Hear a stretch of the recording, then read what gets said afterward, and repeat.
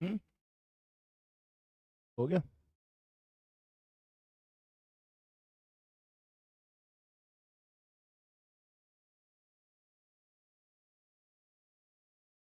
Hello प्यारे दोस्तों, कैसे हो आप लोग? आई होप आप अच्छे होंगे। आप लोगों को मेरी आवाज़ आ रही है तो एक बार कंफर्म कर दें तो फिर मैं आगे चलूं। आप लोगों को मेरी आवाज़ आ रही है तो मैं आगे स्टार्ट करूं।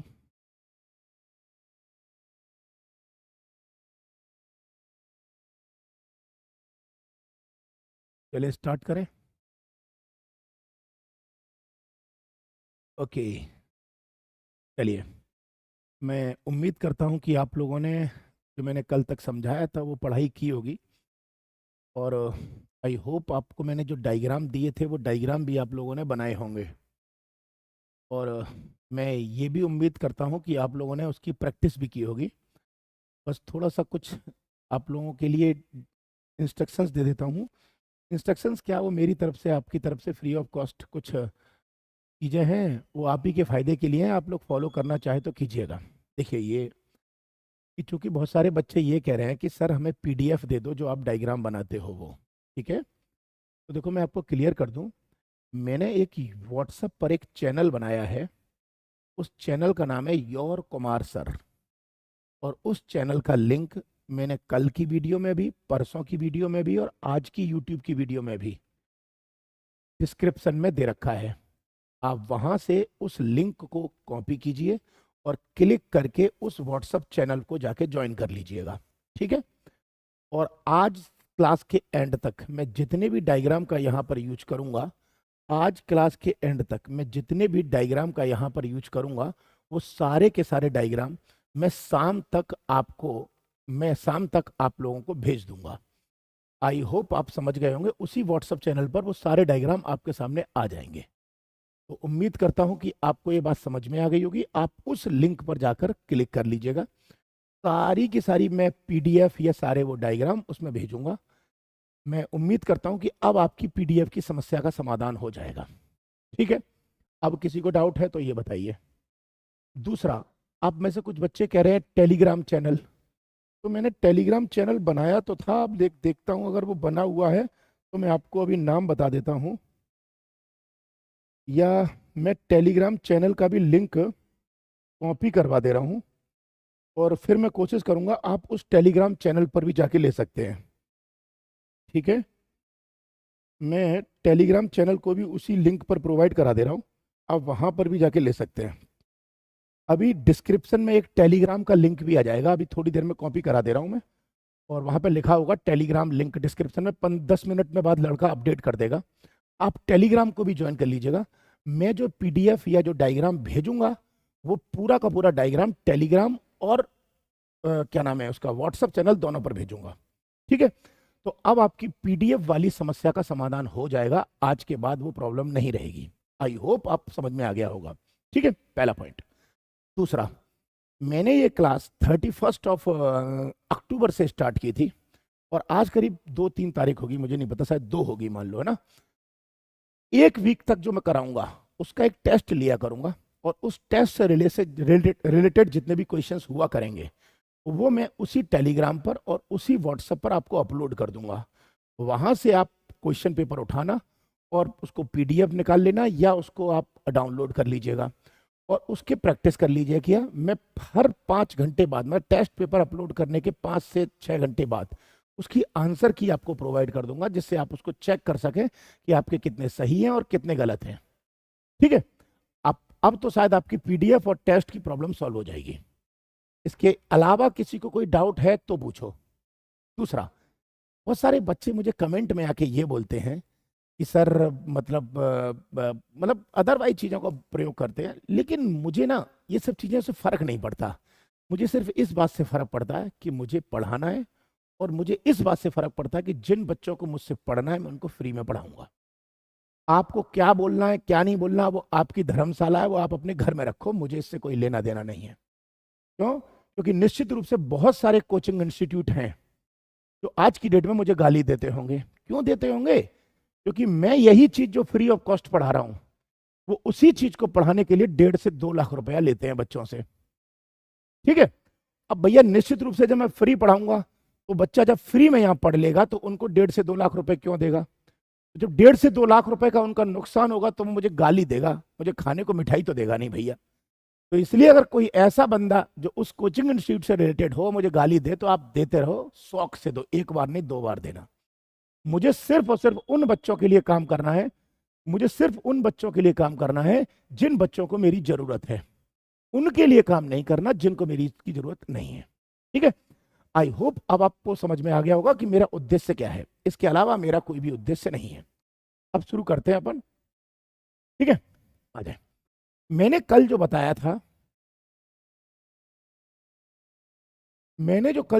था, वो मैं आपको यहां तक समझा चुका हूं। वो पार्ट क्या है मैंने आपको दोबारा एक बार रिमाइंड करा देता हूं। पहले अपन मुगल वंश में चले और मुगल वंश में मैंने पूरा बाबर क्लियर कर दिया आपको।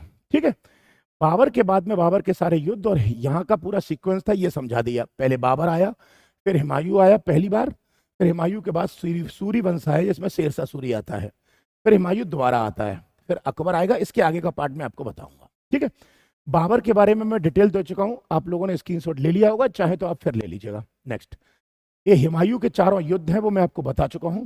नेक्स्ट, उसके बाद में हुमायूं की पूरी बायोग्राफी दे रखी है कि हुमायूं कैसे कैसे वहां पर गया शाह तमस्प के पास, फिर हमीदा बानो से कैसे शादी की, कैसे अमरकोट के जो राजा थे भीरसाल उसके महल में एक बच्चा पैदा हुआ, और फिर वहीं पर कामरान अपने भाई से मुलाकात होती है, और फिर वो शेरशाह सूरी के बेटे शेरशाह सूरी को हरा के इंडिया में आता है। ठीक है, उसके बाद शेरशाह सूरी ने क्या किया ये मैंने आपको बता दिया। नेक्स्ट, देन उसके बाद अकबर के मेन युद्ध में आपको बता चुका।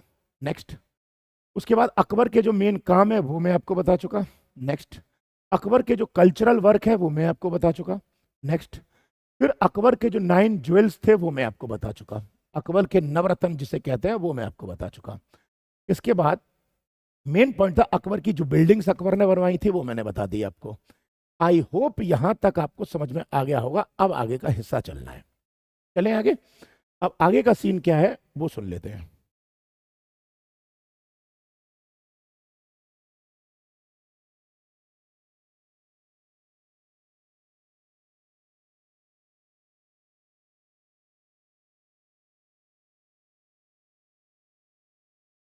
अरे अब देखिए हुआ क्या, जो मुगल एम्पायर था उसमें सीक्वेंस ये रहा।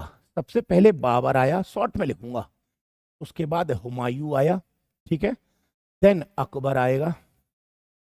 ठीक है, अकबर के बाद जहांगीर आएगा, जहांगीर के बाद शाहजहां आएगा, शाहजहां के बाद औरंगजेब आएगा। ठीक है, और इसमें जो अकबर वाला हुमायूं वाला जो पार्ट है वो 2 भागों में है। पहला 1530 से 1540 तक का पार्ट है, दूसरा 1555 से 1556 तक का पार्ट है। ठीक है, मेनली ये 2 पार्ट रहे अकबर के।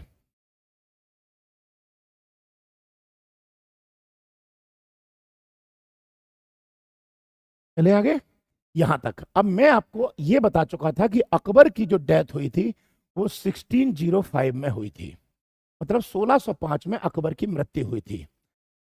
ठीक है, ये देखो बच्चे पूछ रहे हैं कि सर क्या हम यूपी पुलिस के लिए क्लास ले सकते हैं? भाई मैं इस फ्री क्लास में history, geography, polity, economy, general science, current affair, ecology, environment, IR, science and technology सारे पोर्शन कराऊंगा।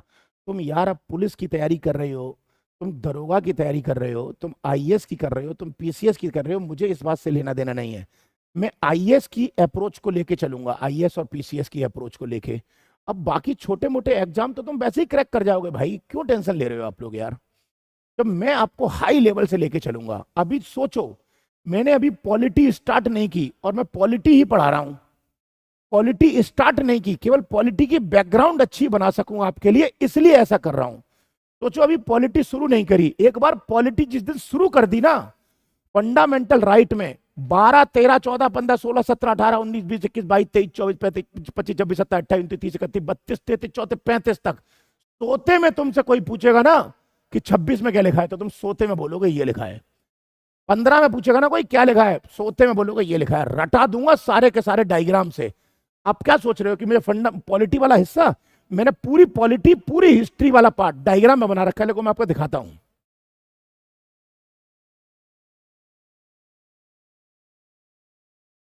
देखिए, आप कौन से किस पार्ट को उठाऊंगा? पॉलिटी का कोई भी एक पार्ट उठा लेते हैं, चलिए, फंडामेंटल राइट। आप कोई भी आर्टिकल उठाओ, 12, 1 मिनट,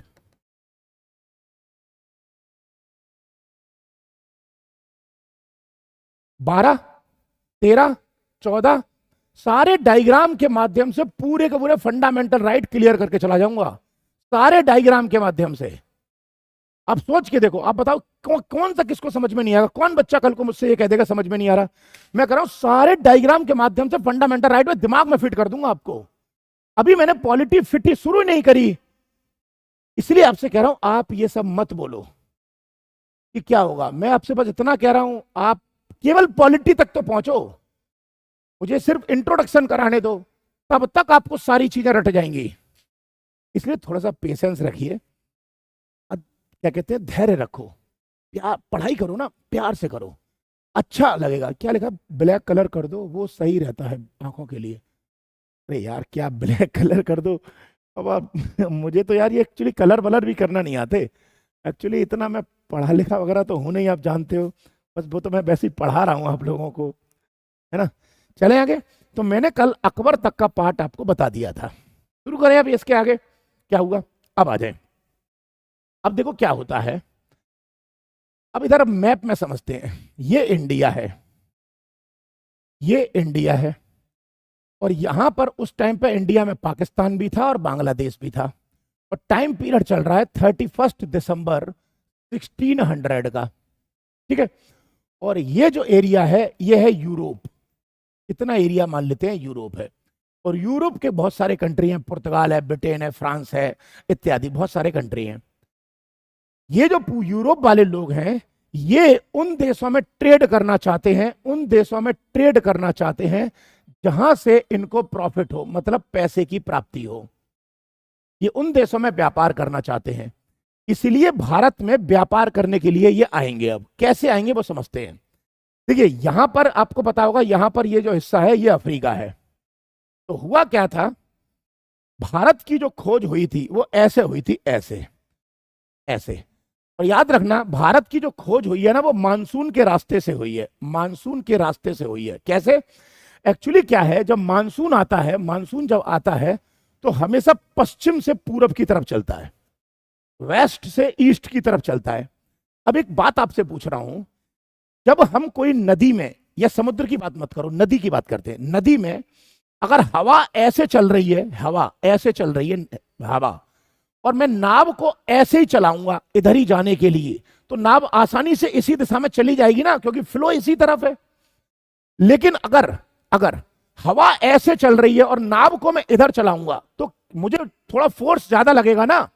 यही कारण हुआ, जो मानसून होता है, मानसून वो वेस्ट से ईस्ट की तरफ चलेगा, तो हवा जो होती है इस तरफ फ्लो में चलेगी। तो जब नाव को, यानी समुद्र में जब बोट को आप रखोगे, तो वो इस दिशा में जब लेके जाओगे तो आसानी से आ जाएगी, आपको मैन फोर्स ज्यादा नहीं लगाना पड़ेगा। यही सेम कारण था, जब मानसून इस रास्ते से होकर जब इधर आया, मतलब ऐसे से इधर आया, तो आसानी से नाव को हम इधर ले आए। और जो भारत की खोज हुई वो इसी रास्ते से यहां पर मानसून के सहारे आया बंदा, और यहां कालीगट या इस बंदरगाह पर पहुंचा, जिसे आज कोझिकोड कहते हैं। और यहां पर पहुंचकर उसने भारत के मार्ग की खोज कर दी। अब आप मुझे बताइए कमेंट बॉक्स में कि भारत के मार्ग की खोज किसने की? कमेंट बॉक्स में बताना, भारत के मार्ग की खोज बोला है मैंने, भारत की खोज नहीं पूछ रहा मैं भारत की खोज नहीं हुई थी, ये बात ध्यान रखना। भारत तो पहले भी था, लेकिन भारत का जो मार्ग था उसकी खोज किसने की? आप मुझे कमेंट बॉक्स में बताएं। मैं जनरली वैसे ही जानना चाहता हूं कि आपका मतलब थोड़ा सा एक लेवल क्या है।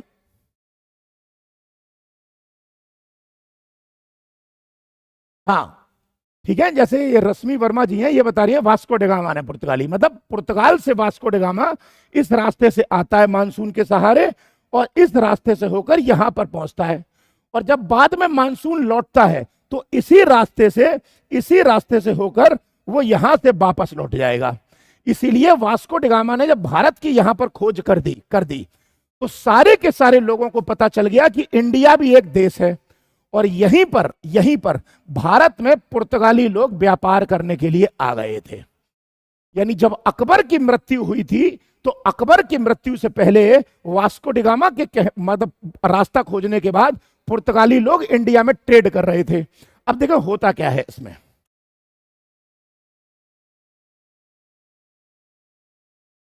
नेक्स्ट, इंडिया में जो व्यापार करने के लिए पुर्तगीज लोग जो आए उसमें सबसे पहले आए पुर्तगीज, ठीक है। पुर्तगीज के बाद बीच में आएंगे ब्रिटिश, ब्रिटिश उससे पहले जो आए वो डैनिश, यहां पर जो आए वो डच, और इधर लास्ट में जो आए फ्रेंच, ठीक है। पुर्तगीज आए, पी से लिख लो, ठीक है। डच आए, ब्रिटिश आए, डेनिश आए डेनमार्क वाले, और फ्रेंच आए फ्रांस वाले। ये इनका आने का सीक्वेंस है। ये इस क्रम में व्यापार करने के लिए आए हैं। अब इधर समझना होता क्या है। इंडिया में व्यापार करने के लिए परमिशन ब्रिटेन की महारानी थी, उन्होंने दी थी 1600 को 31 दिसंबर को। और परमिशन एक कागज पर लिखी थी, उस कागज पर लिखकर एक कंपनी खोली थी। इस कंपनी का नाम था ईस्ट इंडिया कंपनी। इस कंपनी का नाम था ईस्ट इंडिया कंपनी। और इसे ईस्ट इंडिया कंपनी क्यों कहा गया था? क्योंकि देखें, इंडिया यहां पर है, ब्रिटेन यहां पर है, और ब्रिटेन के इधर जितनी भी कंपनियां खुलती थी उनके नाम के आगे ईस्ट लिखता था, और ब्रिटेन के इधर जितनी भी कंपनियां खुलती थी उनके नाम के आगे वेस्ट लिखता था। अब ब्रिटेन ये रहा, ब्रिटेन के इधर जो कंपनी खुलेगी उस पर ईस्ट लिखा होगा, इधर खुलेगी वेस्ट लिखा होगा, क्योंकि इधर ईस्ट है इधर वेस्ट है। और कंपनी जिस देश में खुल रही थी उस देश का नाम था इंडिया। क्या खुल रही थी? कंपनी, तो इसलिए नाम पड़ा ईस्ट इंडिया कंपनी। अगर यही कंपनी ब्रिटेन ने अमेरिका में खोली तो नाम था वेस्ट अमेरिका कंपनी, या इधर ब्राजील में खोली तो वेस्ट ब्राजील कंपनी, या इधर ऑस्ट्रेलिया में खोली तो ईस्ट ऑस्ट्रेलिया कंपनी। यानी कि ब्रिटेन ने कंपनी जो खोली, अगर इधर खोली तो ईस्ट, इधर खोली तो वेस्ट। आई होप आपको यह बात समझ में आ गई होगी। अब देखते हैं ब्रिटेन करता कैसे है इसमें खेल। देखें,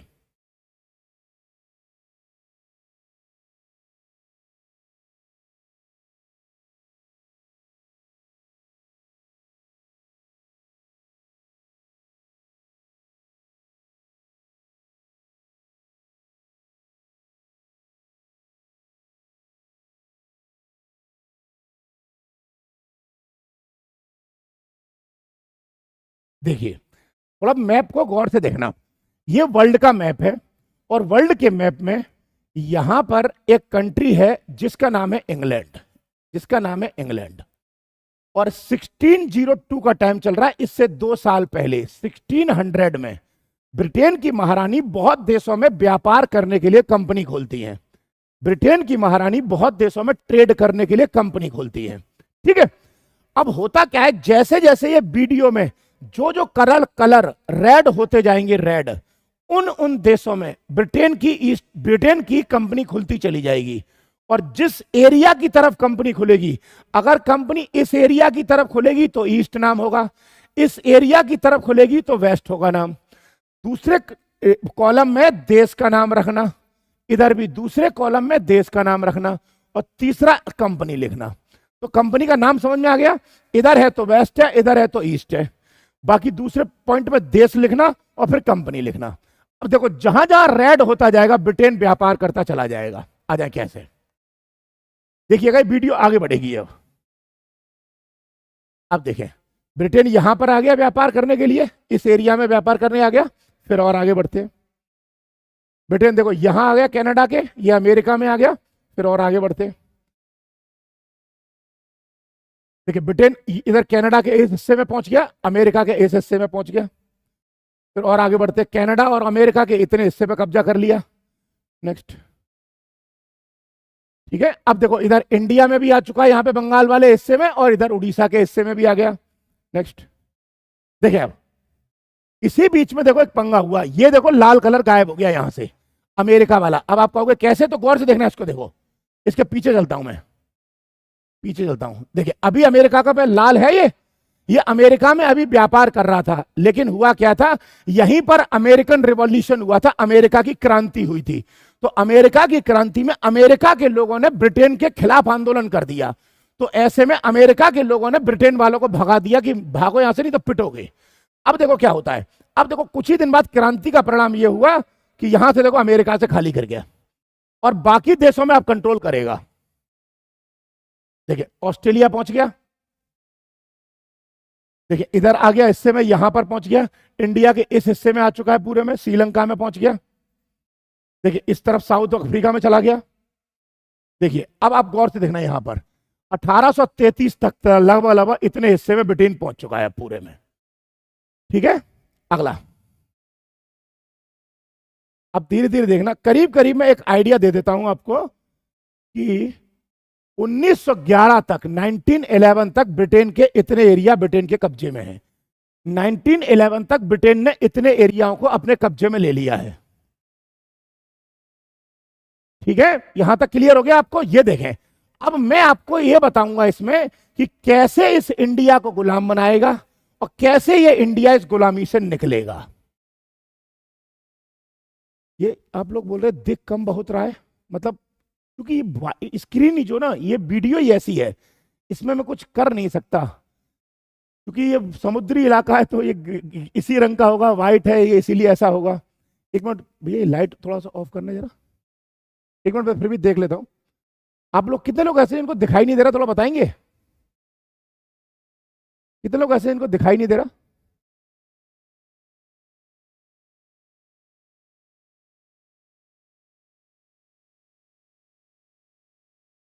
दिखाई दे रहा है आप लोगों को? हाँ भैया सी सेट भी करवाएंगे यार, क्यों सी सेट सिलेबस का पार्ट नहीं है क्या? क्यों परेशान हो रहे हो आप लोग? मुझे लगता है कि आप लोग ना कुछ किसी से धोखे का शिकार हो चुके हो, इसीलिए आप लोगों को डाउट है कि शायद मैं करवाऊंगा नहीं, है ना? डोंट वरी यार, मैं पूरा आईएएस पीसीएस का सिलेबस करवाऊंगा, बस फर्क इतना होगा कि बिना पैसे के करवाऊंगा, इसीलिए शायद तुम लोगों को यकीन नहीं हो रहा। लेकिन कोई बात नहीं, मैं आज से 1 साल बाद तुमसे बात करूंगा, तब तुम मुझे रिप्लाई करना कि सिलेबस कंप्लीट हुआ या नहीं हुआ। अभी चूंकि तुम मुझे जानते नहीं हो, मैं तुम्हें जानता नहीं हूँ, इसीलिए डाउट हो रहा होगा आप लोगों को। दिखाई दे रहा है आप लोगों को? क्लियर नहीं दिखाई दे रहा है? No problem sir. क्या लिखा है यार ये?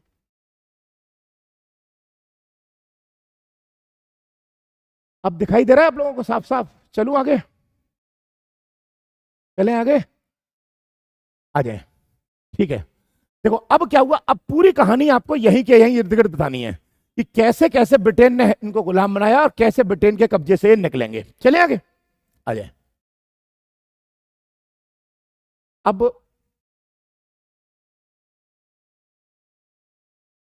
अब यहीं पर आ जाओ आप मुगल एम्पायर में। देखिए बाबर ने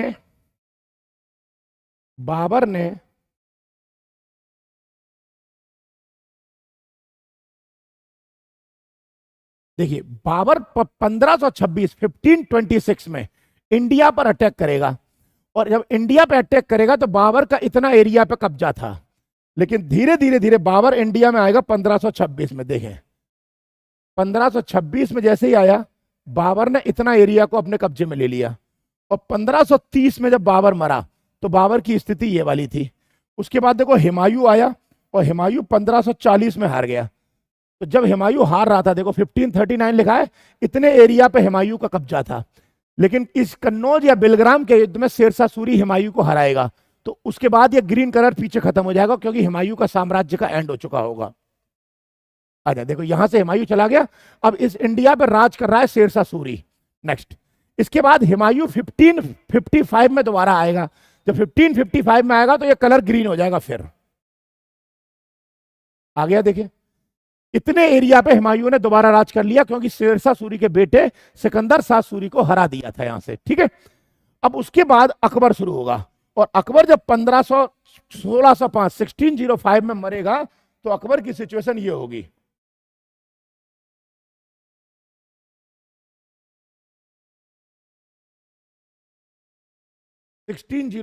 इतने एरिया पर मुगल एम्पायर चल चुका है, इतने एरिया पर मुगलों का राज है, और राजधानी जो है वो आगरा है, कैपिटल जो है यहाँ की आगरा है।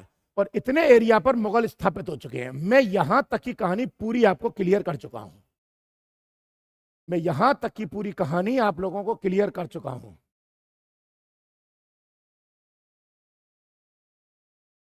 भैया मैं तो इसको वीडियो को बाइलिंगुअल ही रख रहा हूं। आपको ऐसा कैसे लग रहा है कि मैं हिंदी में पढ़ा रहा हूं या इंग्लिश में नहीं पढ़ा रहा, या ऐसे कैसे लग रहा है कि मैं इंग्लिश में पढ़ा रहा हूं हिंदी में नहीं पढ़ा रहा? मेरे लिए तो दोनों ही मीडियम बराबर हैं। मैं तो दोनों ही मीडियम में बोलता हूं आपको, इसलिए डाउट तो होना ही नहीं चाहिए। मैं तो जब ऑफलाइन क्लास में भी पढ़ाता हूं ना, तो एक लाइन इंग्लिश में बोलता हूं, दूसरी लाइन को हिंदी में ट्रांसलेट करता हूं। इसलिए चूंकि आप मुझे जानते नहीं है, इसलिए हो सकता है आपको लग रहा हो, लेकिन अब जब जेन्युइन रूप से मुझसे पढ़ने की कोशिश करेंगे ना, तब आपको पता चलेगा कि मेरा पढ़ाने का तरीका क्या है। ये तो चक्कर क्या है कि ऑनलाइन में मैं 2 दिन पहले आया हूं, तो 2 दिन का मुझे इतना अनुभव नहीं है। हाँ बस कि पढ़ाना शुरू किया है तो ठीक है, करा ले रहा हूँ, लेकिन मुझे 2 दिन का इतना एक्सपीरियंस नहीं है इसमें अच्छा से ज्यादा। लेकिन बट हाँ, 1-2 दिन में और हैबिट में आ जाएगा, फिर मैं आपको बच्चे अच्छे से क्वालिटी डिलीवर कर पाऊंगा। ठीक है, चले आगे आ जाए। अब मैं इसके आगे के सीन में लेके चल रहा हूं। अब देखे क्या हुआ। अब ब्रिटेन की महारानी यहां पर है अकबर, और ब्रिटेन की महारानी यहां से east India company office, east India company कागजों में खोल देती है। मतलब पेपर में 31 दिसंबर 1600 को ईस्ट इंडिया कंपनी खुल चुकी है। लेकिन आपसे यह पूछ रहा हूं, क्या ईस्ट इंडिया कंपनी पेपर में कागज में खोल दी गई है तो रियल में ईस्ट इंडिया कंपनी ओपन हो गई क्या? नहीं हुई, नहीं हुई। अब ईस्ट इंडिया कंपनी ओपन तब होगी, केवल सोचने से नहीं होती, कि अमेरिका के राष्ट्रपति जो बाइडेन ने सोचा कि हम इंडिया में कंपनी लगाएंगे, तो भैया इंडिया में कंपनी लगाने के लिए नरेंद्र मोदी या द्रौपदी मुर्मू से परमिशन लेनी पड़ेगी ना।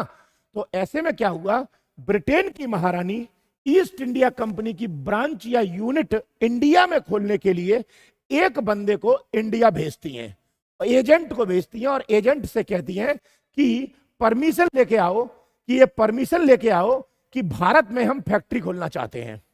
तो जब परमिशन लेने के लिए एक बंदे को भेजा गया, तो वो बंदा जब आता है तो अकबर बीमार पड़ा होता है।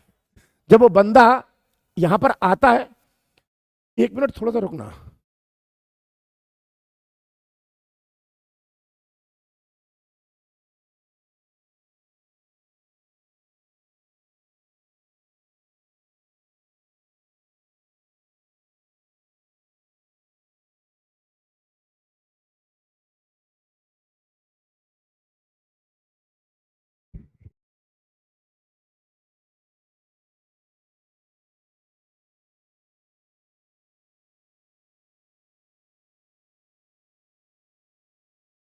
अजय, तो जब ईस्ट इंडिया कंपनी की फैक्ट्री खोलने के लिए महारानी अकबर के दरबार में एक बंदे को भेजती हैं, लेकिन उस वक्त क्या होता है, अकबर जो होता है वो बीमार पड़ा होता है, तो उस बंदे को फैक्ट्री खोलने की परमिशन नहीं मिलती, और वो बंदा इंडिया से लौट जाता है वापस।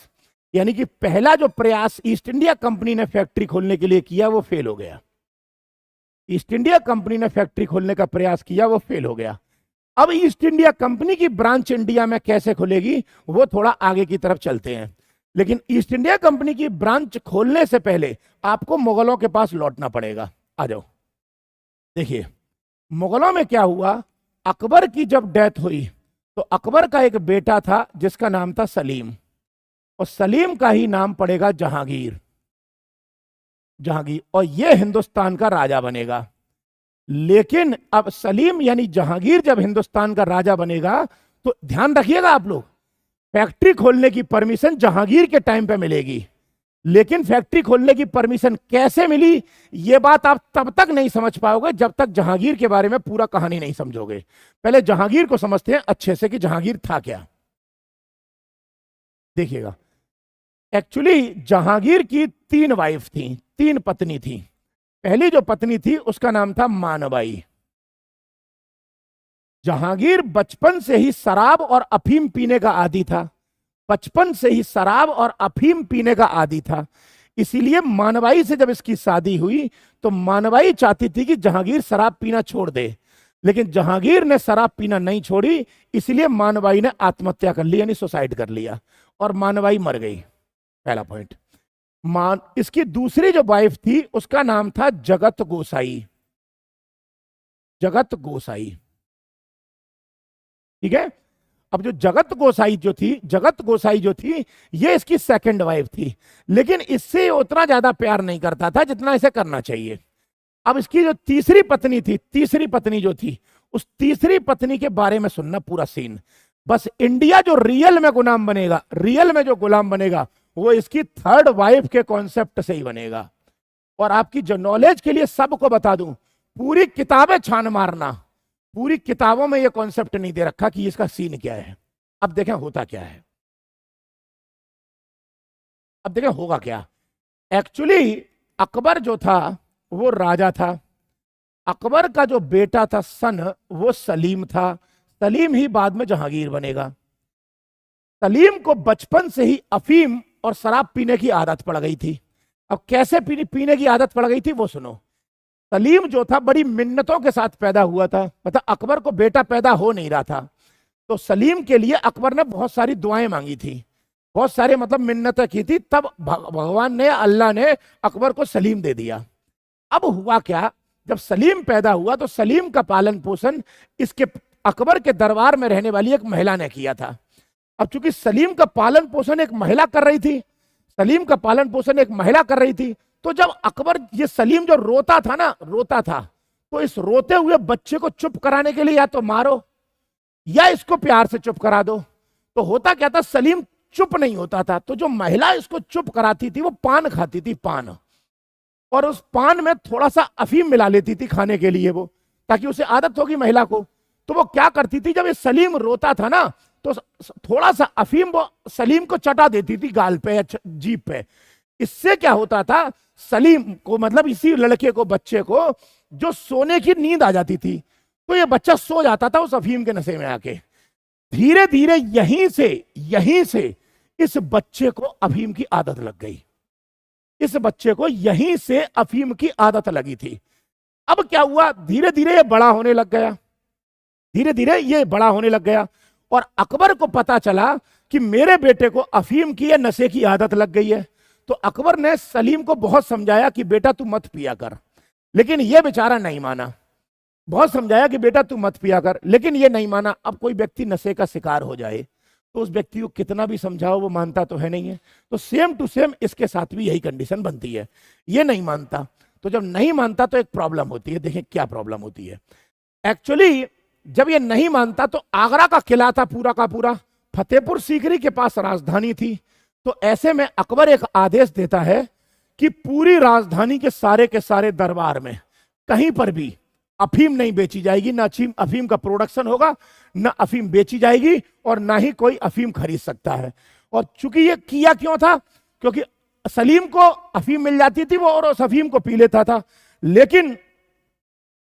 लेकिन ये होता क्या था कि जब वो अफीम पी लेता था तो अकबर परेशान था, इसलिए उसने पूरे के पूरे दरबार में अफीम बंद करा दी। अब जब अफीम बंद करा दी तो सलीम को पूरे दरबार में कहीं पर भी अफीम नहीं मिली। सलीम होने लग गया परेशान।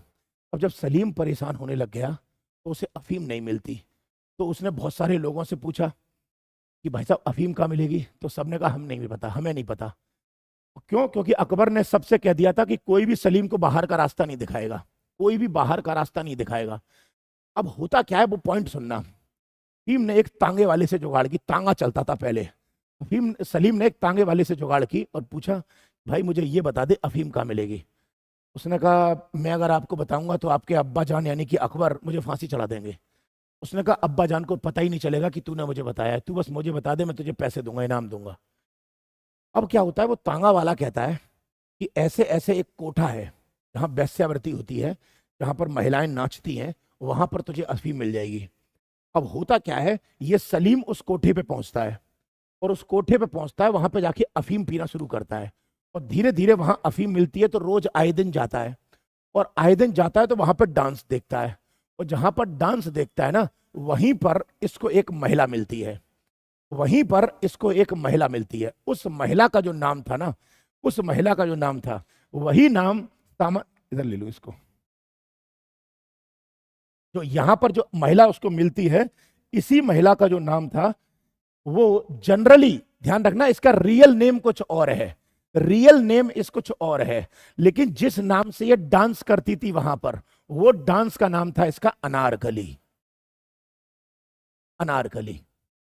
और ये याद रखना, ये जो अनारकली नाम की लड़की है, ये इसका पहले से एक पति था, मतलब इसका फर्स्ट हस्बैंड कोई था, पहले से पहला पति था इसका कोई, और इसका पति वो मर चुका था, पति जो है वो इसका मर चुका है, और ये पैसे कमाने के लिए वहां पर डांस करती है। और जब ये डांस कर रही होती है, वहीं पर सलीम पहुंच जाता है, और जब सलीम पहुंच जाता है तो अनारकली को देखता रह जाता है, और देखता रहता है, आधे घंटे तक इसका डांस देखता रहता है। देखते देखते वो हो जाता है पागल उस लड़की को देखते देखते। तब एंड में तांगे वाले को नीचे बुला के लाता है और ये पूछता है, जो ये महिला थी इसका नाम क्या है, ये पता करके आ। वो ऊपर जाता है, पूछता है, और नीचे आके सलीम को बताता है कि इसका नाम अनारकली है। उसने कहा कहाँ की रहने वाली है? तो तांगे वाला बोलता है कि सर आप क्या करोगे इसका? उसने कहा कि पूछ के आ कि उसका नाम क्या है, वो कहाँ की रहने वाली है। तो उसने बताया कि सर यहाँ की रहने वाली है। तो अब सोच के देखना, एक कल्पना करो, सलीम बोल रहा है कि वो कहाँ की रहने वाली है, पता भी चल जाता है, बता देती है कि कहाँ की रहने वाली है। सलीम उससे कहता है कि उससे पूछ के आओ कि वो मुझसे शादी करेगी। तो अनारकली के पास वो जाता है और बोलता है कि ऐसे ऐसे आप, एक लड़का खड़ा है नीचे, उससे शादी करोगी? वो कहती है नहीं नहीं। सलीम पहुंचता है राजधानी में। राजधानी में क्या होता है, पहले लेटर हेड चलते हैं, आज के पहले लेटर हेड चलते हैं। जैसे मान लो कोई डीएम है तो उसका लेटर हेड होगा, कोई सांसद है तो उसका लेटर हेड होगा। तो ऐसे ही उस वक्त अकबर का एक लेटर हेड मान लो होता था, एक शाही आदेश होता था। उस शाही आदेश में लिखा होता था। अब शाही आदेश में कलम चलती थी, कागज कलम दवात होती है ना पहले, तो कलम डुबा डुबा के। तो जहांगीर एक लेटर लिखता है, उस लेटर में लिखता है, प्रिय अनारकली, मैंने जब से आपको देखा है तब से मेरे होश उड़ गए हैं। मेरा दिन का चैन और रात की नींद मेरी खत्म हो चुकी है। मैं आपको देखे बिना अब रह नहीं सकता। मैं आपसे निकाह करना चाहता हूं। बस आपसे यह अनुमति चाहता हूं कि क्या आप मुझसे निकाह करना पसंद करेंगी? निकाह करना पसंद करेंगी। और नीचे लिखता है, आपका प्रिय या आपका चाहने वाला सलीम। और नीचे लिखता है ब्रैकेट में, सन ऑफ जलालुद्दीन मोहम्मद अकबर, शहंशाह आलम हिंदुस्तान। अब जैसे ही ये चिट्ठी, मतलब उस शाही फरमान मोड़ के ये दे देता है उसको, रिक्शे वाले को, तांगे वाले को, और कहता है जाके अनारकली को दिया। जैसे अनारकली के पास तांगे वाला पहुंचता है, वही कहता है आपके लिए चिट्ठी है। उसने कहा किसने चिट्ठी भेजी है? उसने कहा वैसे लड़के ने भेजी है। अब भैया बताओ, अनारकली एक खूबसूरत महिला थी, खूबसूरत महिला को तो कोई भी रोज प्रेम पत्र दे देता होगा ऐसे ही, तो इन प्रेम पत्र को कोई पूछता तो है नहीं है। तो होता हुआ क्या है, जैसे ही वो अनारकली पढ़ती है उसको, तो वही भाषा लिखी हुई होती है, प्रिय अनारकली, मैं आपके प्यार में डूब गया हूँ, चैन नींद मेरी सब खराब हो गई है। उसने कहा कहाँ ये लंपू झंपू आ गया कोई। लेकिन वो पूरा लेटर पढ़ती है, जैसे मैं आपसे निकाह करना चाहता हूं, तब तक उसे कुछ समझ में नहीं आता। जैसे लिखती है आपका चाहने वाला, नीचे लिखा था सलीम, तब तक कुछ समझ में नहीं आता। लेकिन जैसे पढ़ती है, सन ऑफ जलालुद्दीन मोहम्मद अकबर, शहंशाह आलम हिंदुस्तान, अनारकली ने सोचा हिंदुस्तान के राजा के बेटे की शादी का ऑफर। वो तुरंत लेटर को कर दिया कि भाई मैं तो इससे शादी अभी की अभी करूंगी, और तुरंत वो हाँ बोल देती है। और यहीं पर अनारकली की सलीम से शादी होती है, और इसी अनारकली को सलीम नाम देता है नूर जहां। नूर जहां, नूर का मतलब होता है हुस्न, जहां का मतलब होता है ब्रह्मांड, मतलब पूरे ब्रह्मांड का हुस्न। यानी उसने इसको नाम दिया कि तुमसे खूबसूरत महिला मैंने पूरी जिंदगी में नहीं देखी। और इसीलिए इसने इसी अनारकली को नूरजहां नाम दे डाला। अब यही नूरजहां हिंदुस्तान को गुलाम बनाएगी, ये ध्यान रखना। आपको फिर बोल रहा हूं, अंग्रेज इंडिया में आएंगे व्यापार करने, इसी नूरजहां की वजह से आएंगे। इसीलिए मैंने यहां से बैकग्राउंड बनाना शुरू करी है। अब आगे चले, बताइए यहां तक किसी को कंफ्यूजन है? तो बताइए यस, मतलब अगर समझ में आ रहा है तो ठीक है, नहीं तो आप लिखो नो कंफ्यूजन। यस और नो में बता दीजिए।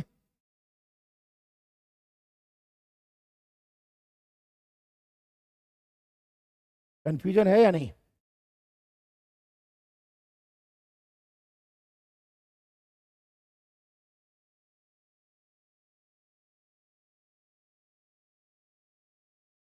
देखो एक बात बताऊं, थोड़ा सा आप लोगों को एक चीज बता दूं।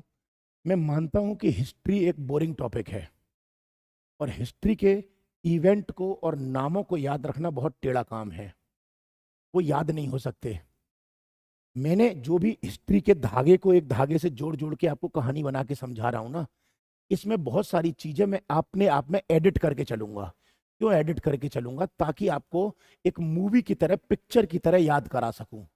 लेकिन मैं अगर सिर्फ रटवाऊंगा कि देखो जहांगीर के फैक्ट लिख लो, शाहजहां के फैक्ट लिख लो, औरंगजेब के फैक्ट लिख लो, तो उसका कोई मतलब नहीं है ना।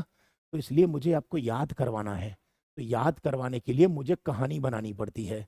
तो इसलिए कहानी में 80% में रियलिटी रखता हूं और 20% में फैक्टों को जोड़ने के लिए अपने अपने पॉइंट जोड़ता हूं। मतलब मान लो ये 5 पॉइंट मैंने रियलिटी के रखे, लेकिन एक पॉइंट को एक पॉइंट से जोड़ने के लिए मैं अपनी तरफ से बातें लगाता हूं इसमें। इसी को एडिटिंग कहते हैं। यही एक खेल है, इसी को प्रेजेंटेशन कहते हैं। क्योंकि मैं आपको अच्छे से प्रेजेंट करूंगा तभी आपको याद होगा ना। अदरवाइज तो किताबों से पढ़ के तो किसी को याद ही नहीं हो रहा भाई। बताइए, खुद सोच के देखो, मुगल काल के ऊपर किताबें लिखी हैं, आंसर क्वेश्चन 2 आने हैं, और 2 क्वेश्चन उस इतनी मोटी किताब से आएंगे। 2 क्वेश्चन में तुम्हें 2 क्लास में करा दूंगा तुमको। मेरी 2 क्लास पढ़ के चले जाना, 2 क्वेश्चन आएंगे, दोनों क्लियर हो जाएंगे आपके। इसलिए 80% फैक्ट्स मेरे बताए हैं और 20% फैक्ट मैं उसमें एडिट करूंगा अपनी तरफ से, ताकि आपको याद हो सके। तो चलें आगे, शुरू करें।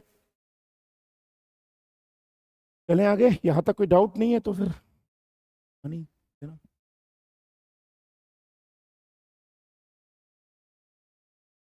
आप में से ये जो लोग जो इस वक्त मुझे देख रहे हैं, जरा एक बार बताना आप लोग कहाँ कहाँ से हो, मैं एक बार थोड़ा आइडिया लग जाए कि आप लोग मतलब अपने स्टेट का नाम बताना, एक बार आइडिया लगाना चाहता हूँ कि कहाँ से हैं आप लोग।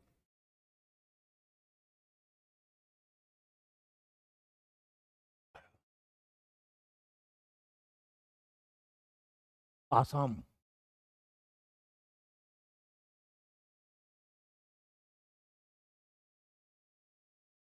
Orissa, Rajasthan, Assam, UP, Haryana, Jammu Kashmir, Uttar Pradesh, Bihar, Chhattisgarh, Delhi, Rajasthan, Allahabad, UP, Bihar, Lucknow, Varanasi, Mathura, Mumbai, Maharashtra, Jharkhand. तो मतलब आप डिफरेंट डिफरेंट एरिया से हैं। मतलब मैंने सोचा था कि आप पर्टिकुलर कुछ ही एरिया से कुछ लोग हैं। चलिए कुछ नहीं, मैं तो बस ये जानना चाह रहा था बस कि आप लोग मतलब कहाँ से, एक अंदाजा लग जाए ना, तो कि मुझे एक अंदाजा तो रहेगा कि मैं कल को आप मुझे कहीं मिल गए तो मैं आपको पहचान तो नहीं पाऊंगा, लेकिन आप लोग बताएंगे तो मुझे अपना समझ में आ जाएगा। चलिए, आप लोगों को वैसे समझ में आ रहा है कि ये नहीं आ रहा? क्योंकि मुझे पॉलिटी पढ़ानी है, लेकिन पॉलिटी तक पहुंचाने के लिए, लेकिन जल्दी से जल्दी पहुंचा सकूं आपको, इसलिए बैकग्राउंड बना रहा हूं ताकि आपको समझ में आ जाए। अब तो मैंने आपकी पीडीएफ का भी जुगाड़ कर दिया। टेलीग्राम चैनल का देखिए, डिस्क्रिप्शन में लिंक आ गया होगा, आ गया उनको? हाँ, डिस्क्रिप्शन में टेलीग्राम चैनल का लिंक आ गया होगा। आप वहाँ चैनल को ज्वाइन कर लीजिएगा। व्हाट्सअप चैनल का भी लिंक डिस्क्रिप्शन में दे रखा है, उसे ज्वाइन कर लीजिएगा। और मैं दोनों पर इमेजेस भेज दिया करूंगा, आप वहां से इमेज डाउनलोड कर लेना और पढ़ लेना उनको। और क्या करना है फिर, आप प्रिंट निकाल के रख लेना, आपके पास काम आ जाएगा। ठीक है, चले आगे आ जाए। देखिए अब क्या होता है, अब आगे सुनो। अब पॉइंट सुनना। एक जहांगीर है, वही सलीम। सलीम की 3 वाइफ थी, 3 वाइफ। 3 में first, second, third. First wife का नाम है मानबाई, दूसरी वाइफ का नाम है जगत गोसाई, तीसरी वाइफ का नाम है नूर जहां। ये 3 वाइफ जो हैं, ये इसकी ऑफिशियल वाइफ है, बाकी अनऑफिशियल इसकी होंगी, वो यही जाने, मुझे तो पता नहीं है भैया, है ना। अब सुनो क्या हुआ। ये जो नूरजहां है, इसके बारे में सुन लो। नूरजहां का पहले से एक हस्बैंड था। मतलब नूरजहां का फर्स्ट हस्बैंड पहले से कोई और था। मतलब पहला पति और था, लेकिन वो मर गया था, तो बेचारी नूरजहां विधवा हो गई थी। ठीक है। और दूसरा पति इसका बना था ये सेकंड हस्बैंड है इसका, बेचारी का, है ना। बेचारी का सही है, बेकार है ना। तो ये इसका दूसरा हस्बैंड था। और ये जो मानवाई थी, इस मानवाई और जहांगीर के कुछ बेटे थे। बेटों में पहले बेटे का नाम सुनो। पहले बेटे का नाम था खुर्रम, और यही खुर्रम जो है वो बाद में शाहजहां बनेगा। यही खुर्रम जो है वो बाद में शाहजहां बनेगा। ठीक है यहां तक। अब देखो क्या हुआ। नूरजहां और जो उसका पति था पहले वाला, इसकी पहली पत्नी थी। पत्नी का नाम था लाडली बेगम। बेगम तो खैर बाद में लगा था, लेकिन लाडली नाम था उसका। अब दोबारा सुनो।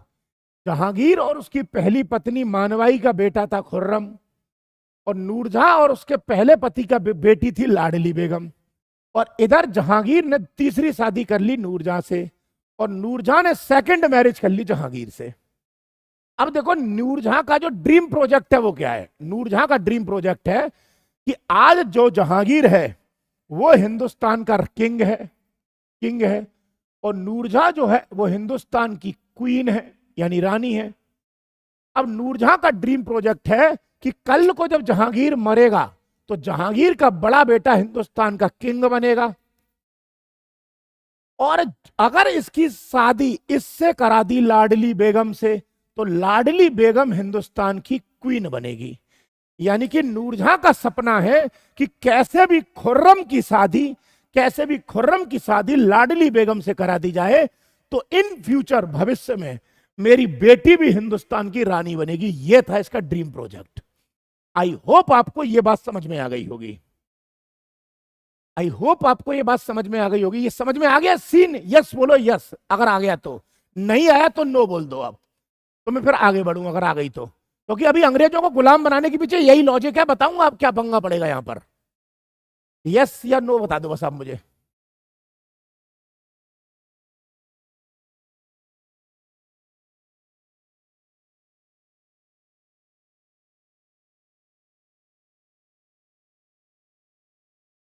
चलिए ठीक है, आ जाए, बस अब आ जाए। अब देखो क्या होता है, लेकिन एक पंगा है। पंगा क्या है वो सुनो अब, कि अब ये इस प्रोजेक्ट पे ग्रहण लगेगा। ग्रहण कैसे लगेगा वो सुनो।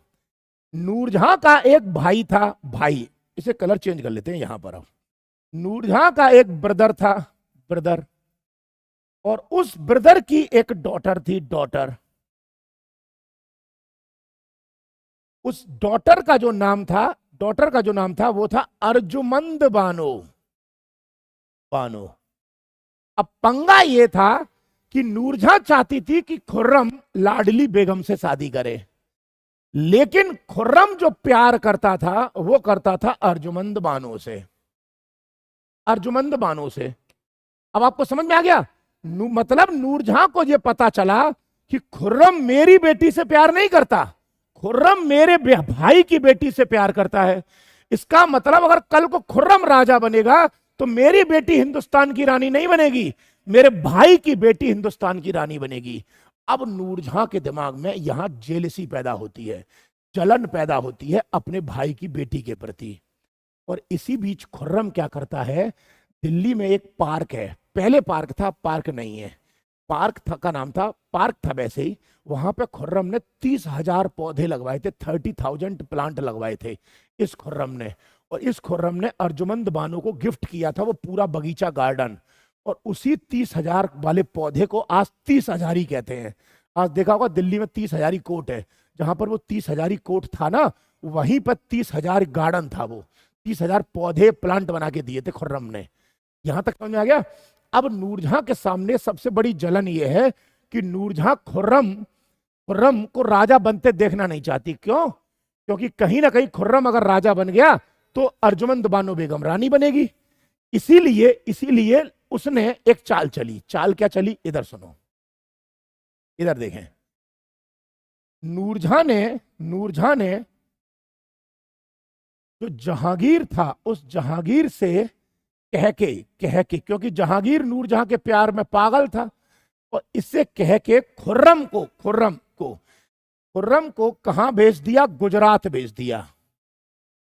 और गुजरात का खुर्रम को सूबेदार बना दिया।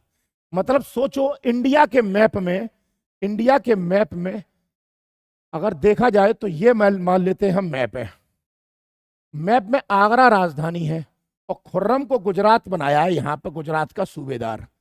खुर्रम यहां का सूबेदार बनाया जानबूझ के, ताकि खुर्रम को दिल्ली से दूर कर दो, यानी आगरा से दूर कर दो, कैपिटल से।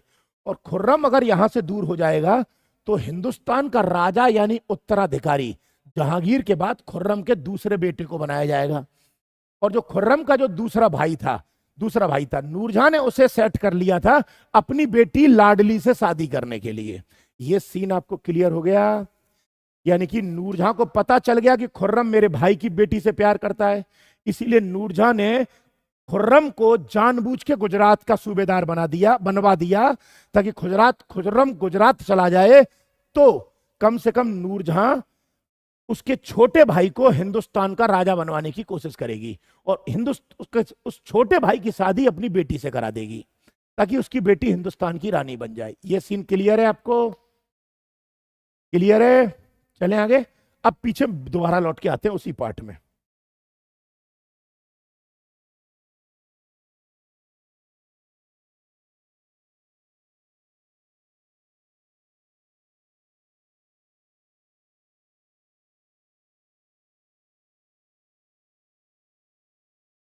अब आ जाए दोबारा एक बार। अब एक बार दोबारा पढ़ लेते हैं जहांगीर के बारे में कि जहांगीर का सीन क्या है। देखिए, जहांगीर जो था, जहांगीर के काल में एक सिख गुरु थे, पांचवें गुरु खुसरो, जिनका नाम था अर्जुन देव। इनकी डेथ हो गई, मतलब इसने इसको मरवा दिया था। जहांगीर ने आगरा के किले के बाहर एक न्याय की जंजीर बनवाई थी। उसे किंग ऑफ जस्टिस कहते, मतलब उसे चैन ऑफ जस्टिस कहते थे। इसीलिए जहांगीर को किंग ऑफ जस्टिस भी कहते हैं, न्याय का राजा कहते हैं, लोगों को न्याय देता था ये। ठीक है, नेक्स्ट, इसने अपनी ऑटोबायोग्राफी आत्मकथा लिखी थी, जिसका नाम तुजुक ए जहांगीरी है। ये पर्शियन लैंग्वेज में लिखी गई है। जहांगीर के टाइम को गोल्डन पीरियड ऑफ पेंटिंग कहते हैं, क्योंकि इसके टाइम पे पेंटिंग बहुत हुई है, मतलब बहुत ज्यादा पेंटिंग इसके टाइम में आई है। यहां तक क्लियर है? जहांगीर के बाद देखिए क्या हुआ, शाहजहां राजा बनेगा। लेकिन जब शाहजहां राजा बनेगा तब एक पंगा पड़ेगा। मैं पहले बोल चुका हूं आपको क्या पंगा पड़ेगा।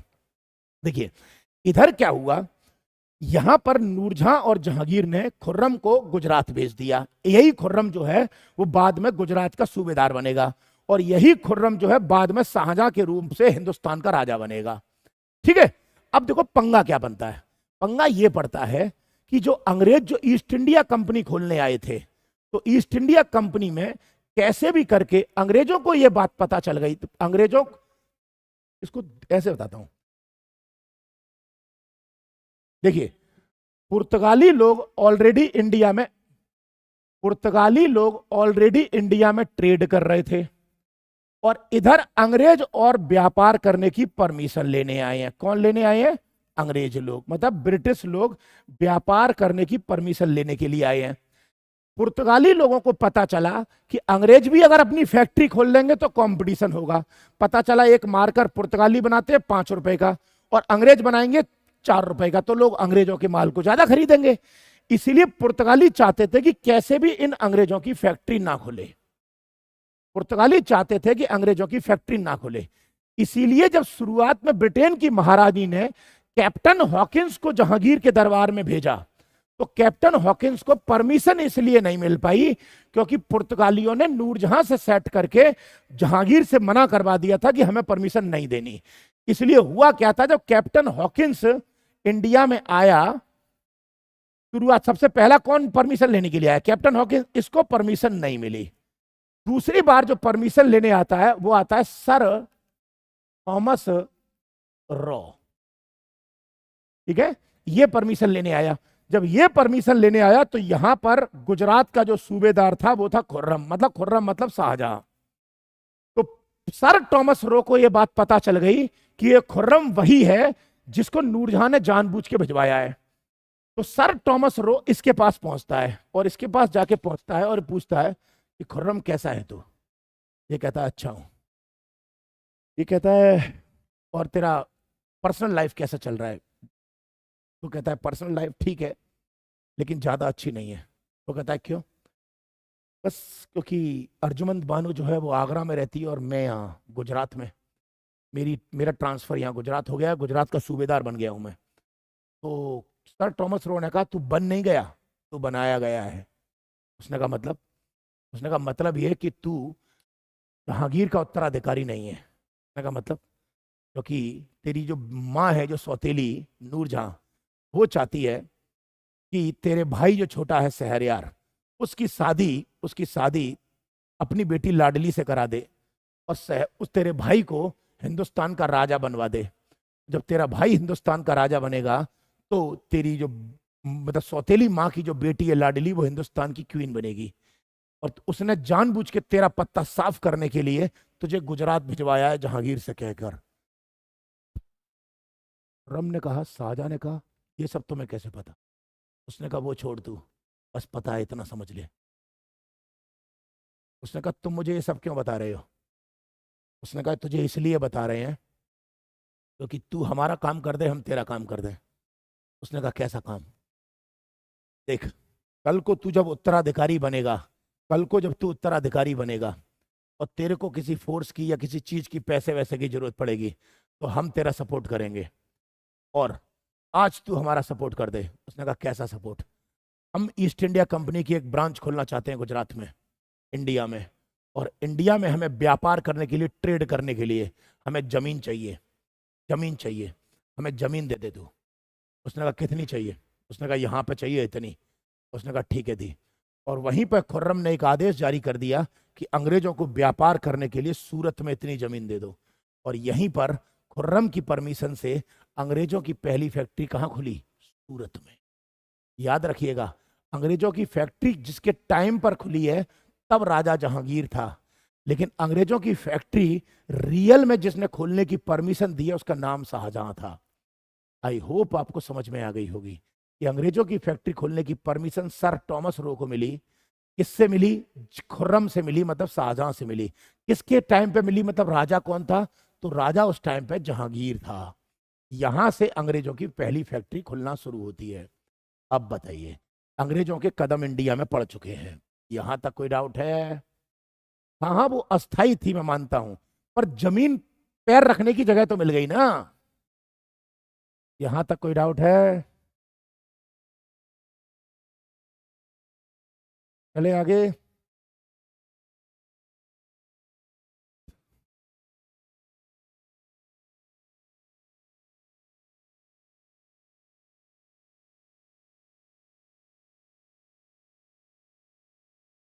आगे बढ़े,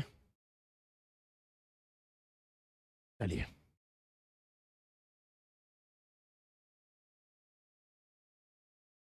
बहुत सारे बच्चे कभी कभी मुझसे मेरे बारे में कहते हैं, जैसे कभी मेरी आपने पहले कुछ मोटिवेशनल वीडियो देखी होंगी इंस्टाग्राम पे या यूट्यूब पर, तो लोगों ने मुझसे कहा कि आप चिल्लाते बहुत हो।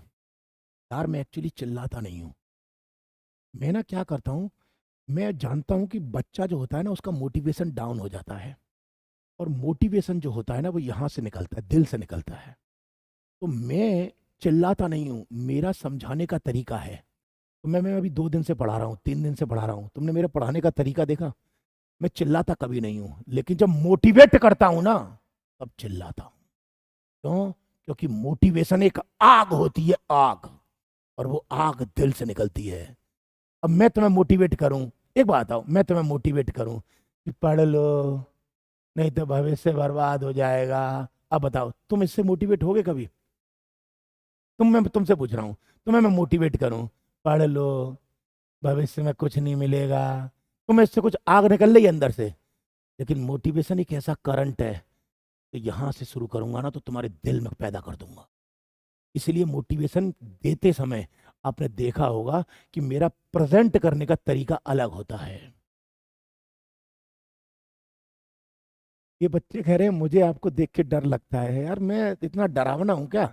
वो बात अलग है कि ऊपर वाले ने शकल बेकार दी है, तो लेकिन डरना तो नहीं चाहिए। वैसे तो नॉर्मली टाइप का हूं डरने का तो कोई लॉजिक ही नहीं है, लेकिन अब फिर भी आप डर रहे हैं तो मैं क्या करूं। ठीक है, यहाँ तक आपको समझ में आ गया? अब आ जाए, फैक्ट्री खोलने की परमिशन मिल गई, अब अपन अंग्रेजों को रख देते हैं साइड में। अब मुगलों को पहले लेते हैं, मुगलों को खत्म करते हैं। आ जाए।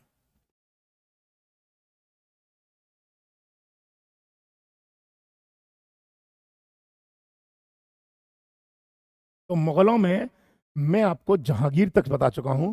अब आ जाओ, अगला जहांगीर के बाद सलीम राजा बनेगा। सलीम का टाइम सुनना।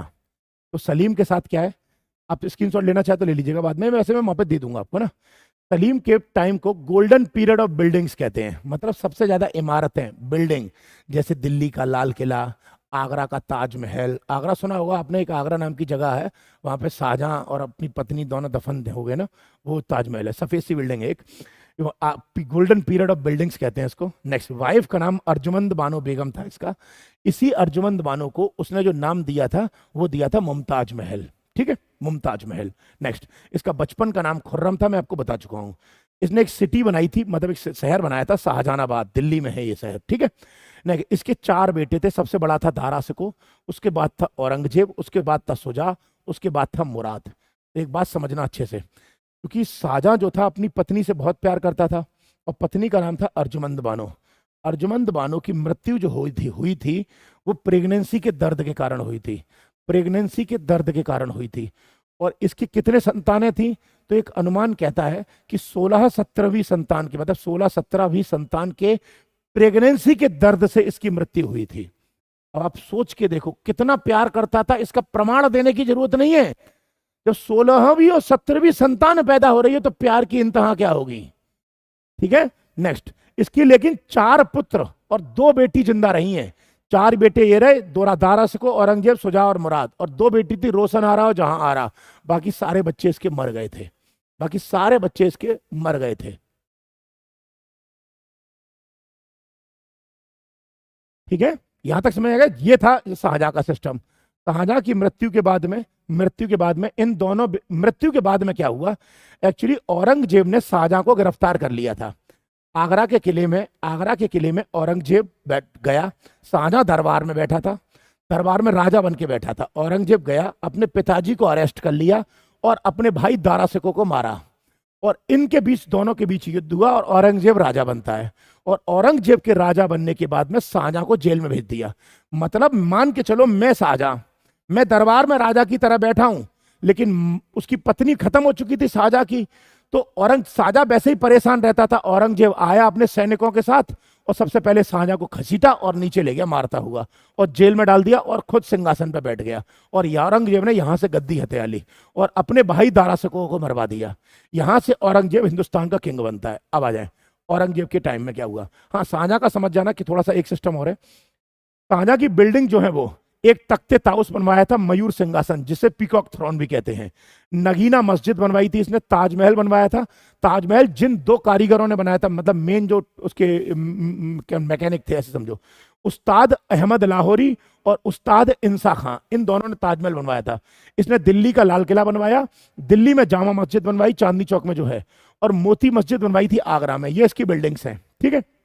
नेक्स्ट, ठीक है। अब औरंगजेब आ जाए। औरंगजेब का मेन काम है, औरंगजेब की चाहे तो स्क्रीनशॉट ले लें। औरंगजेब के इतनी चीजें दिखाई देती हैं। टाइटल्स जो थे औरंगजेब के, नाम जो थे, नाम वो ये थे: आलमगीर पहला नाम, दूसरा शाही दरवेश, और जिंदा पीर। जिंदा पीर ये इसके टाइटल थे। आलमगीर इसलिए कहते थे इसको कि ये कहता था मैं भगवान का, अल्लाह का एजेंट हूं, इसलिए आलमगीर। शाही दरवेश का मतलब होता था, शाही मतलब रॉयल, दरवेश मतलब भिखारी। मतलब ये कहता था कि मैं, ये देखना, इसका वेशभूषा जो थी वो आम आदमी जैसी थी, लेकिन रॉयल आदमी था चूंकि राजा था, इसीलिए सब इसको बोलते थे शाही दरवेश। जिंदा पीर, जिंदा का मतलब है जीवित, लाइफ है इसमें, और पीर का मतलब होता है भगवान, या ऐसा होता है जो सबके दर्द हर लेता है। पीर का मतलब दर्द, पीड़ा, यानी कि ये जिंदा पीर था। किसी को दर्द हो रहा है, इसके पास चला गया तो उसका दर्द निचोड़ देता था, इसलिए कहते थे जिंदा पीर। इसके 3 टाइटल थे: आलमगीर, शाही दरवेश और जिंदा पीर। नेक्स्ट, इसका एक युद्ध हुआ था, बैटल ऑफ देवराय, 1659 में। इसने अपने ही बड़े भाई दारा शिकोह को मारा था। मैंने बताया था अभी, अपने पिताजी शाहजहां को अरेस्ट कर लिया और भाई दारा शिकोह को मरवा दिया देवराय के युद्ध में, भाई भी खत्म। इसने झरोका दर्शन बंद कर दिया। झरोका दर्शन क्या होता था, सुनो। ऐसा होता था जैसे राजा यहां बैठता है, लोग, जनता बैठती है नीचे। जनता कौन है, जनता में पुरुष बैठते हैं, और पुरुष जो बैठते हैं तो बगल में वहां पे खिड़कियां सी होती थी, खिड़कियां छज्जे से होते थे, छज्जे से, और उसमें महिलाएं झांक के देखती थी क्या होता था, उसे कहते थे झरोका दर्शन। समझ में आ गया। राजा ये बैठा है, सारे पुरुष दरबार में नीचे बैठे हैं, और ऊपर बगल में खिड़कियां सी लगी होती थी, खिड़कियां सी, जैसे आज एग्जॉस्ट फैन लगे होते हैं ना, ऐसे खिड़कियां सी लगी होती थी। वहां से महिलाएं झांक झांक के देखती थी क्या हो रहा है, उसे कहते थे झरोका दर्शन। तो औरंगजेब ने कह दिया दरबार के काम में महिलाओं को इंटरफेयर करने का राइट नहीं है, इसलिए इसने झरोका दर्शन बंद करा दिया। दूसरा, म्यूजिक और अल्कोहल बंद कर दिया, मतलब ड्रिंकिंग और एडिक्शन, जो नशा बसा होगा कि ये गाने वाने होंगे, डांस, डिस्को, जैसे मान लो कोई भी है शीला की जवानी, इस टाइप के गाने वाने नहीं गा सकते, ये सब इसने बंद करा दिया। दारू वारू या नशा सब बंद करा दिया इसके टाइम पर। नेक्स्ट, तुलादान सिस्टम, कल की क्लास जिसने देखी है वो सुनना। अकबर ने एक तुलादान सिस्टम बताया था कि मैंने युद्ध जीत के आया, अकबर बगल में एक तराजू पे बिठाया और बगल में सोना भी रखा, और जितने किलो का अकबर है उतने ही किलो का सोना गरीबों में दान किया जाता था। इसने ये सब बंद कर दिया। ठीक है, यहां तक तुलादान के अंदर। नौरोज फेस्टिवल याद करना, बलबन ने चलाया था, पारसियों का त्योहार था नवरोज, परसों की क्लास में देखना, वो इसने बंद कर दिया। नेक्स्ट नेक्स्ट, इसके पहले अकबर ने जजिया टैक्स खत्म कर दिया था, वो जजिया टैक्स भी इसने चालू कर दिया, री इम्पोज मुसलमानों पर लगा दिया। ठीक है क्या, यहां तक कोई डाउट तो नहीं है? औरंगजेब के मेन काम यही थे। अब बोलो, इतने तक कोई डाउट है? इतने तक बोलो, इतने तक।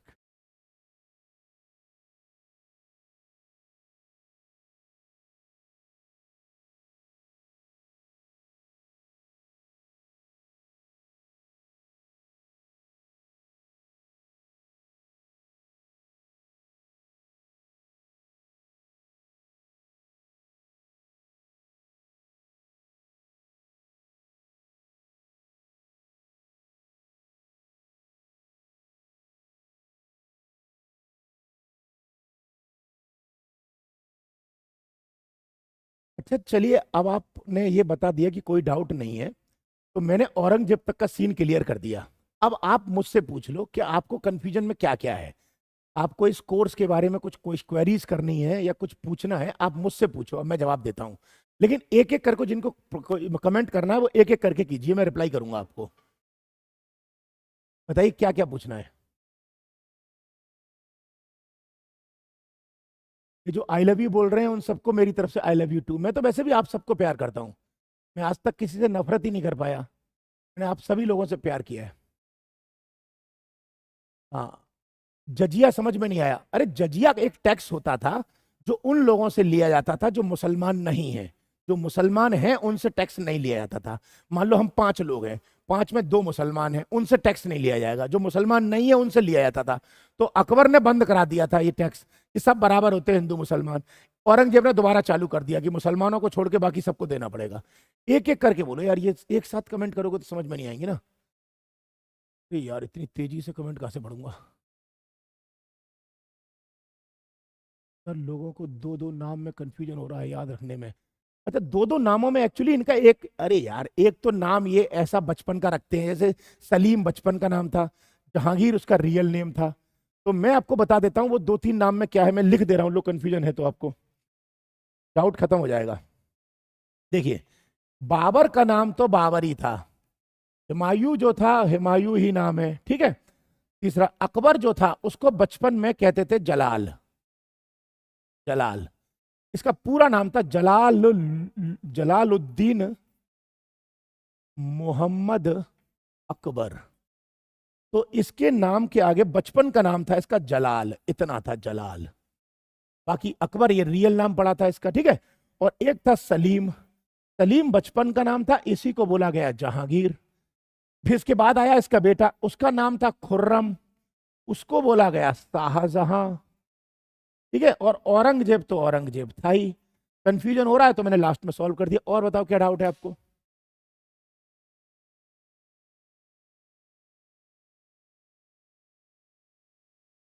बाकी का सब्जेक्ट, देखो बाकी का सब्जेक्ट कब शुरू होगा, जो ये पूछ रहे हैं मैं उनको क्लियर कर दूं। देखिए, पहले मैं एक एक करके सेक्शन खत्म करेंगे। सबसे पहले मैं पॉलिटी खत्म करूंगा। पूरी पॉलिटी करीब करीब चलेगी, करीब ऑन एन एवरेज चलेगी। देखो जल्दबाजी में मुझसे करवाओगे जिससे क्वेश्चन स्किप भी हो जाए तो पॉलिटी चलेगी करीब करीब 30 दिन।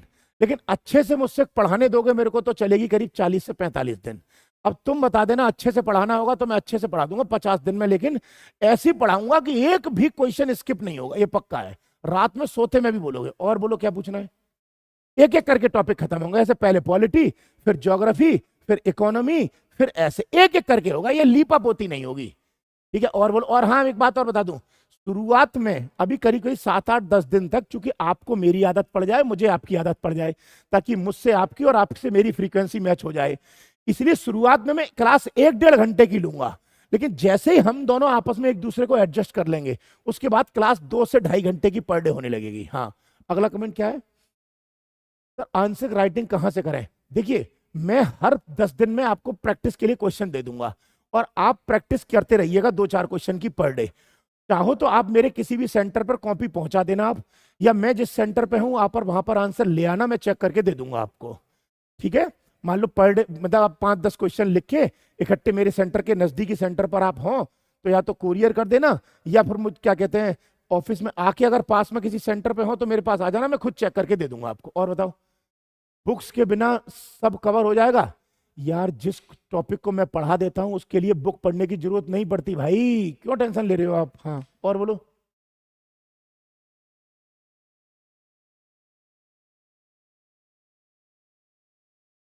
सर आप हमको फ्री पढ़ाकर बहुत उपकार कर रहे हो। नहीं भैया, मैं उपकार नहीं कर रहा, आप लोग मुझसे प्यार करते हो बस यही मेरे लिए बहुत है यार। उपकार क्यों कर रहा है? एक बात बताओ ना आप, इंडिया में एक बात आपसे पूछ रहा हूँ, इंडिया में बहुत सारे लोग रात को भूखे सोते हैं, सर्दियाँ आने वाली हैं, बहुत सारे लोग ऐसे होंगे जिनके पास रजाई और कंबल भी नहीं होगा ना?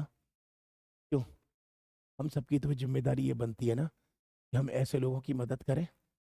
बस आपसे मेरी एक रिक्वेस्ट है, मैं आपको पूरा कोर्स फ्री पढ़ा दूंगा, एक छोटा सा काम कर देना। अभी कोई आपके पास अगर आए जिसके पास खाने को ना हो, तो खाना खिला देना, मेरे लिए यही मेरी फीस होगी। उसे भूखा मत लौटाना, कि मैं किसी को भूखे नहीं देख पाता यार, प्लीज। और बोलो, क्या पूछना है? पीडीएफ कहाँ मिलेगा बता दिया मैंने आपको, टेलीग्राम का लिंक और व्हाट्सएप चैनल का लिंक डिस्क्रिप्शन में दे दिया है, वहां पर आज शाम से अपलोड कर दूंगा। और बताओ सर, आपका परिचय? देखिए, मेरा परिचय ये है कि मैं एक इंसान हूं जिसके 2 हाथ हैं और 2 पैर हैं, और मैं आप लोगों को पढ़ाना जानता हूँ। बाकी बाकी लोगों को मोटिवेट करना जानता हूँ। और एक दूसरी मेरी पहचान ये है कि किसी भी इंसान को परेशान नहीं देख सकता, और बाकी कोई पहचान नहीं है। मैं कौन सा सब्जेक्ट पढ़ाऊंगा? पॉलिटी कॉन्स्टिट्यूशन तो पढ़ाऊंगा, हिस्ट्री की जो बैकग्राउंड है वो वाला पार्ट दूंगा, हिस्ट्री दोबारा पढ़ाया जाएगा पूरा बेहतरीन तरीके से। मैं तो सिर्फ अभी इंट्रोडक्शन दे रहा हूँ। गवर्नेंस वाला पार्ट पढ़ाऊंगा, और एक सोसाइटी और इंटरनल सिक्योरिटी वाला पार्ट पढ़ाऊंगा। और बताओ।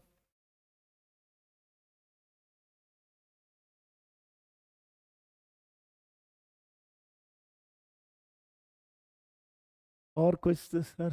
संडे को भी, अभी तो संडे को भी क्लास होगी। अभी जो क्लास चलेगी ना, दिवाली पे हम 3-4 दिन की छुट्टी करेंगे, 3-4 दिन की छुट्टी से पहले तक कंटिन्यू चलेगी। ठीक है, तब तक कंटिन्यू चलेगी, उसके बाद दिवाली पे 3-4 दिन छुट्टी करेंगे, फिर उसके बाद फिर कंटिन्यू करेंगे।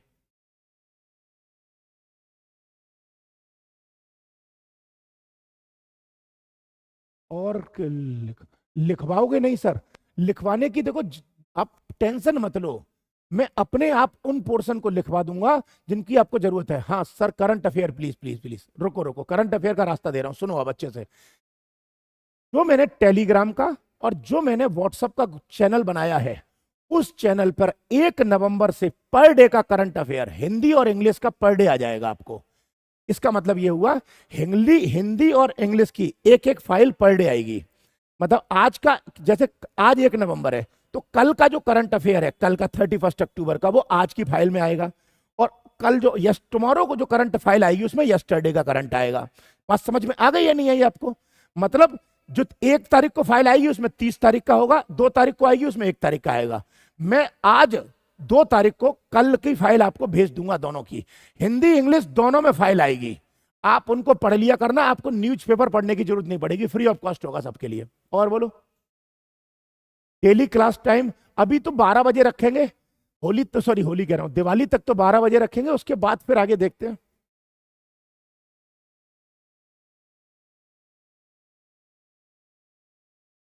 आपके सेंटर कहाँ कहाँ पर है? देखो भैया, यूपी उत्तर प्रदेश में 3 शहरों में है, आगरा, मथुरा और झांसी। इन सेंटर पे आप ऑफलाइन क्लास के लिए जाना चाहो तो जा सकते हो, वहां मैडम से मेरी बात करा देना, मैं ही मिलूंगा, क्लास लेने मैं ही आता हूँ। बाकी वो सेंटर मेरे नहीं है, वो तो आप लोगों के सेंटर है, मैं तो बस यार पढ़ा लेता हूँ आप लोगों को।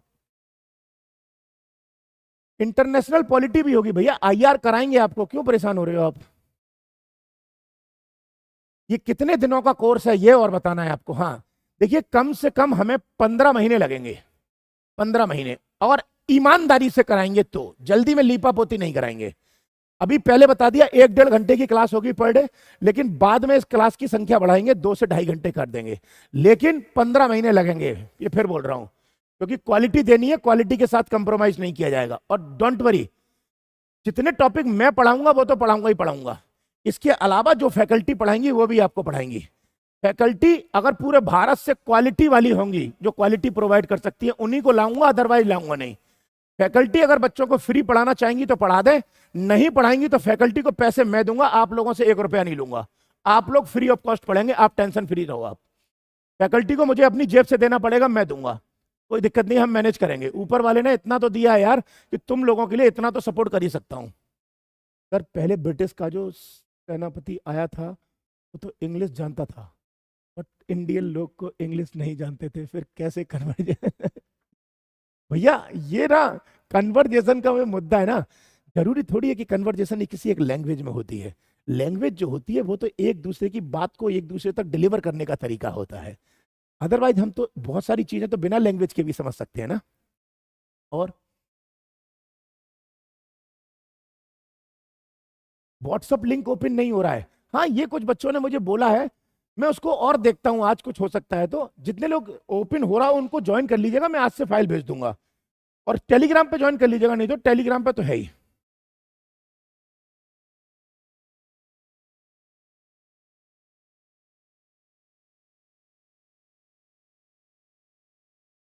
मथुरा में कहां पर है? मथुरा में बीएसए इंजीनियरिंग कॉलेज है, उसके सामने।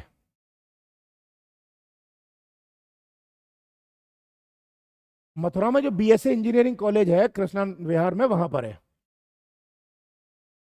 ठीक है, तो आई होप आपकी प्रॉब्लम समझ में, आप प्रॉब्लम सॉल्व हो रही होंगी। और भी धीरे धीरे धीरे धीरे आप कंटिन्यू जुड़े रहो, आपकी प्रॉब्लम धीरे धीरे सॉल्व कर देंगे। देखिए मैंने आज आपको औरंगजेब तक बता दिया है, 1707 तक। अब कल मतलब मैंने आपको दिल्ली सल्तनत कंप्लीट करा दिया, मैंने आपको मुगल एम्पायर कंप्लीट करा दिया। अब आएगा ब्रिटिश इंडिया। ब्रिटिश इंडिया में मैं आपको अब कल से शुरू करूंगा कि कैसे अंग्रेज गुलाम बनाएंगे और कैसे अंग्रेज आजाद करेंगे। 2-3 दिन में ये भी कंप्लीट हो जाएगा। जैसे ही ये कंप्लीट हो जाएगा उसके बाद अपन शुरू करेंगे पॉलिटी। और पॉलिटी में फिर वहां से शुरू करूंगा कि अंग्रेजों ने जो इंडिया दिया उसमें हमारे साथ सिटीजनशिप हमको कैसे मिली, नागरिकता कैसे मिली, और जो अंग्रेजों ने हमें राज्य दिए थे वो राज्य कैसे कैसे बटे थे। मैं उम्मीद करता हूं कि आपकी प्रॉब्लम सॉल्व हो रही होंगी। और आप लोग टेंशन मत लो यार, आप लोग कोई ऑनलाइन कोर्स परचेज करने की जरूरत नहीं है। पैसे हैं आप परचेज करो। मैं तो उन बच्चों से कह रहा हूँ जिनके पास पैसे नहीं है, जिनके पास पैसे नहीं है मैं उनके लिए हूँ केवल। जिनके पास पैसे हैं उनके लिए बहुत हैं दुनिया में। मैं सिर्फ उनकी मदद करना चाहता हूँ जिनके पास नहीं है। जिनके पास नहीं है उन्हें परेशान होने की जरूरत नहीं है, मैं दूंगा ना, सपोर्ट करूंगा पूरा। क्लियर हो गया? तो अपन अब मिलते हैं कल 12 बजे। आज आप यहाँ मॉडर्न इंडिया तक का, सॉरी मुगल एरा तक का पार्ट कंप्लीट कर लीजिएगा। कल सेम टाइम पर 12 बजे मिलूंगा।